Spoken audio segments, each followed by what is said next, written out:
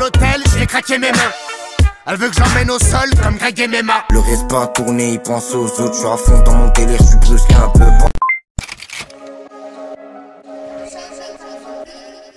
C'est décidé, ça prend pas la serre.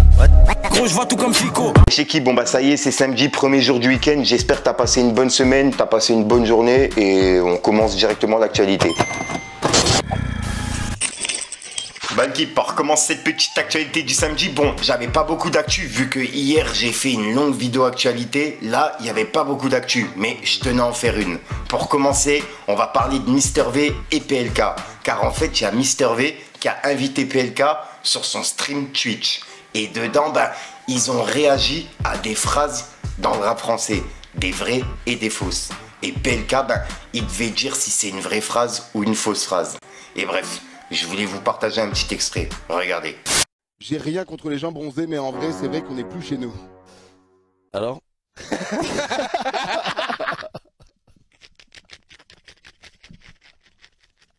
Jusqu'à maintenant, j'ai toujours consacré ma vie pour le rap, donc les critiques de petits cons de 15 ans sont intolérables. Eh, c'est fou, eh, gars, il connaît pas ses sons. Si. Ah, la honte. Du coup, je me branle de fou, ça fait du bien aux zizi, j'aime trop ça. Alors ça, c'est pas moi. Je me suis dit que le rap ne rapportait pas assez, que mon casier en dit long. J'ai eu envie de continuer à friquer de lacets. J'ai eu des remords, je me suis mis dans le pilon. Let's go! Je fais des hits depuis mon studio, mais je peux pas me rec si je suis pas tout nu. Ouais, ça c'est sûr que c'est pas moi. En effet, c'était pas toi, c'est moi qui l'ai inventé.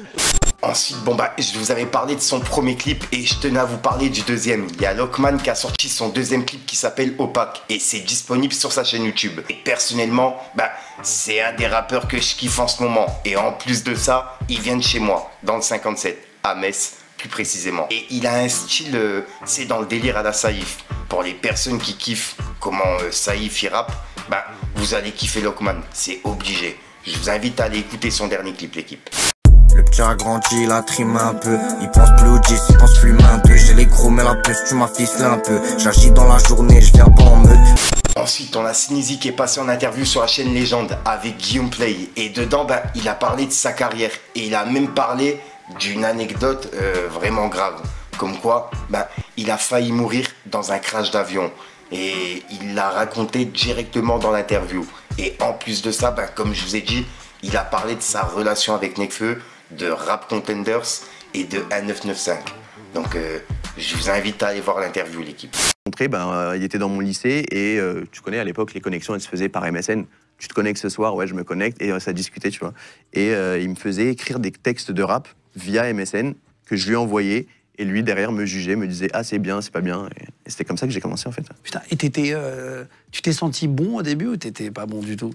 Je me sentais très nul, mais lui il me chauffait, il me disait que j'étais super bon.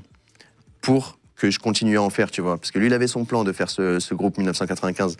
Mais avec le recul, j'étais super naze. Et tu connaissais déjà Ken, Nekfeu? Ouais, en fait, Nekfeu, c'était mon pote avant le rap, au lycée.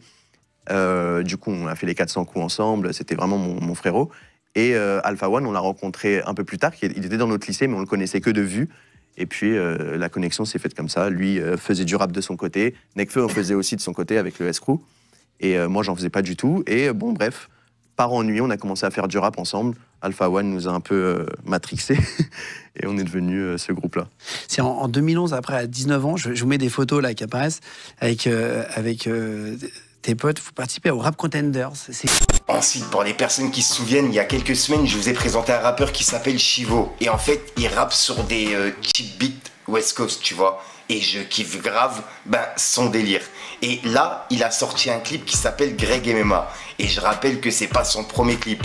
Sauf que là, c'est le premier clip de son projet en fait, car il y a un projet qui va sortir et c'est le projet West Coast. Et il l'a annoncé dans la description de son clip. Donc je vous invite à aller voir l'équipe. Ouais, il est vraiment très chaud, Chivo.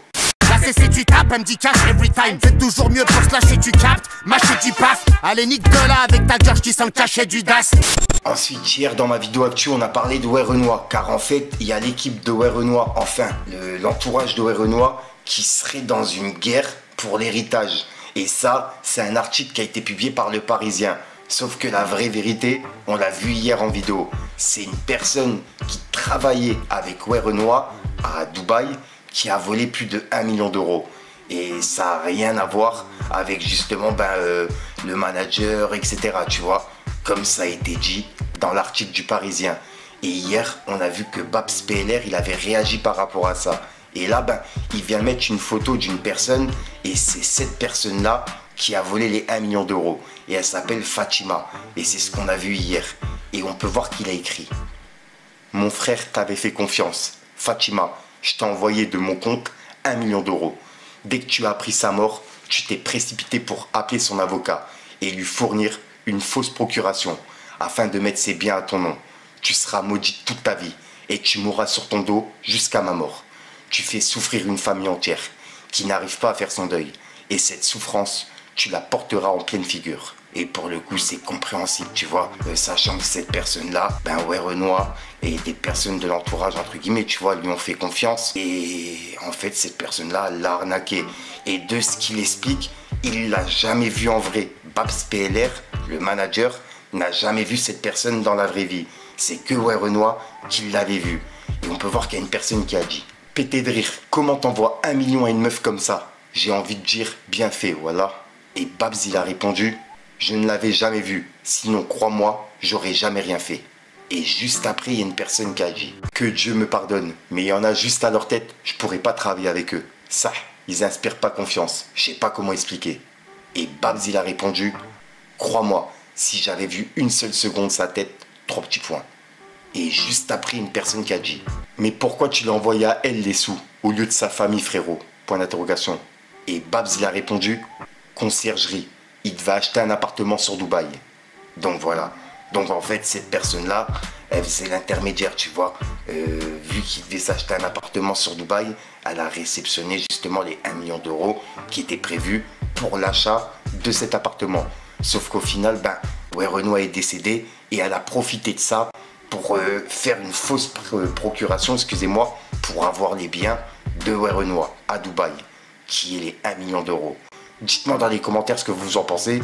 Je voulais vraiment vous en parler encore une fois, car il vient de réagir par rapport à ça. Et en plus de ça, c'est vraiment inacceptable de faire ça sur le dos d'une personne qui est décédée, quoi. Ensuite, ça je l'avais annoncé dans une vidéo actu. Il y a un compte TikTok qui s'appelle Dans le Radar qui est disponible. Et c'est mon compte TikTok en fait. C'est moi qui a créé ce compte et je l'ai créé il n'y a même pas 1 mois. Et je voulais remercier toutes les personnes qui sont venues s'abonner. On est presque 2000 dessus en même pas 1 mois. C'est vraiment une dinguerie. Et je voulais tous vous remercier. Et pour les personnes qui commandent, qui partagent, etc. Et il y a une nouvelle saison qui est prévue là dans pas longtemps. Je voulais l'annoncer. Donc voilà. Mais je vous en reparlerai plus en vidéo. Ensuite, on va aller voir du côté de Booba, car comme je vous ai dit, Booba, il était présent à Paris. Et il était présent en fait parce qu'il y avait un festival qui s'appelle l'Hypnoptis Festival. Et il y a même Vald qui était présent à ce festival. Et en fait, Booba, il a passé une dédicace à Maes. Et il y a plein de personnes qui n'ont pas compris. Et d'autres qui ont compris en fait. Car en fait, en fin de vidéo, on voit que Booba, il rigole. Donc, c'est clairement un pic pour Maes. Dites-moi dans les commentaires ce que vous en pensez. Regardez. Smaïn le selfie. Fais du bœuf pour Maes. Force à lui.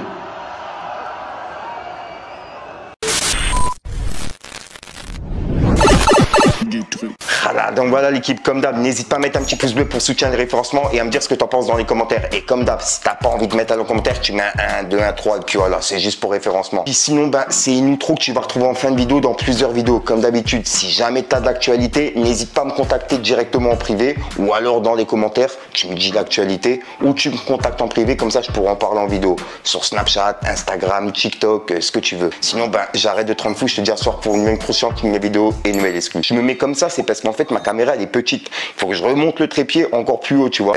Je suis pas grand, je suis vraiment petit de base, mais le trépied il est pas assez grand. Ouais, je suis plus grand que le trépied, ça me rassure quand même. Enfin bref, il a ma taille quand même. Peace, ok.